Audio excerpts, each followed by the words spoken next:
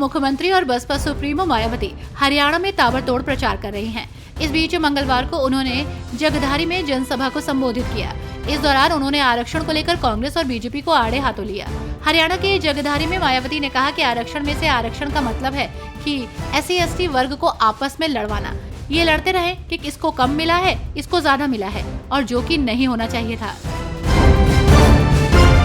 हरियाणा में विधानसभा चुनाव से पहले नेताओं के बीच जुबानी जंग तेज हो गई है।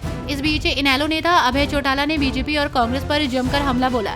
जन आशीर्वाद जनसभा में अभय चौटाला ने कांग्रेस के वादों पर कहा कि भूपेंद्र हुड्डा अब तक कहां थे जो अब चुनाव से पहले घोषणाएं कर रहे हैं। साथ ही उन्होंने बुजुर्गों को पेंशन और युवाओं को रोजगार देने का वादा किया।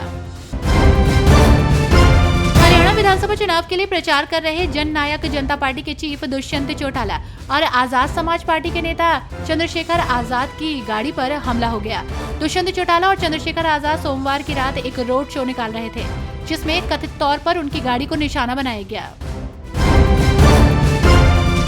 हरियाणा विधानसभा चुनाव के लिए प्रचार जोरों पर है। इस कड़ी में पलवल में एक चुनावी सभा को संबोधित करते हुए पूर्व केंद्रीय मंत्री अनुराग ठाकुर ने बड़ा बयान दिया।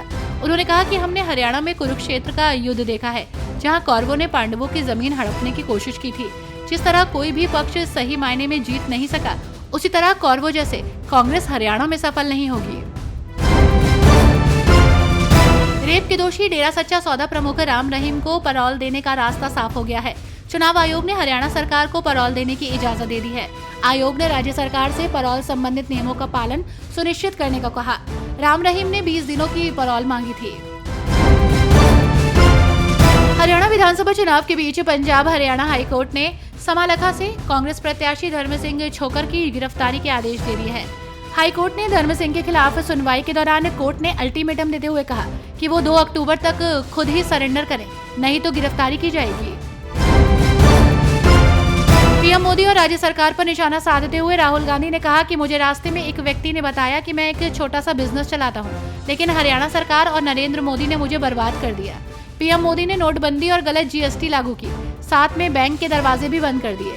ये सिर्फ अडानी और अंबानी को फायदा पहुंचाना चाहते हैं।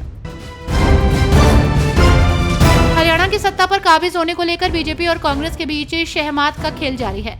विधानसभा चुनाव देश की दशा और दिशा तय करेगा। हरियाणा के कई सियासी परिवारों का भविष्य भी तय करेगा।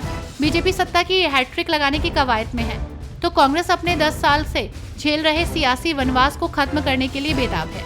इसलिए कांग्रेस इस बार विधानसभा चुनाव में बहुत संभल कर चल रही है और फूंक फूंक कर अपने कदम रख रही है, ताकि बीजेपी को सत्ता से बाहर का रास्ता दिखा सके। हरियाणा चुनाव में मतदान को कुछ दिन ही बचे हैं। राज्य में चुनावी सरगर्मी तेज हो गई है। सभी राजनीतिक दल चुनाव के प्रचार में जोर शोर से लगे हुए हैं। राज्य में चुनाव प्रचार अपने अंतिम दौर में है। इस बीच कांग्रेस महासचिव प्रियंका गांधी के पति रॉबर्ट वाड्रा ने कहा कि इस चुनाव में कांग्रेस की बड़ी जीत निश्चित है।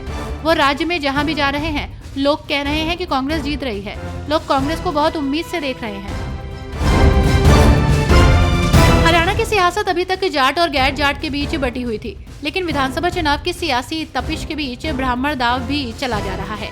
कांग्रेस के राष्ट्रीय महासचिव रणदीप सिंह सुरजेवाला ने भारतीय जनता पार्टी शासित राज्यों में ब्राह्मणों के साथ हुए अत्याचार के मामले को उठाया और उन्होंने कहा कि उत्तर प्रदेश की योगी सरकार में ब्राह्मण समाज का उत्पीड़न हर जिले की दास्तां है। योगी सरकार में ब्राह्मणों को चुन चुन करके मारा गया।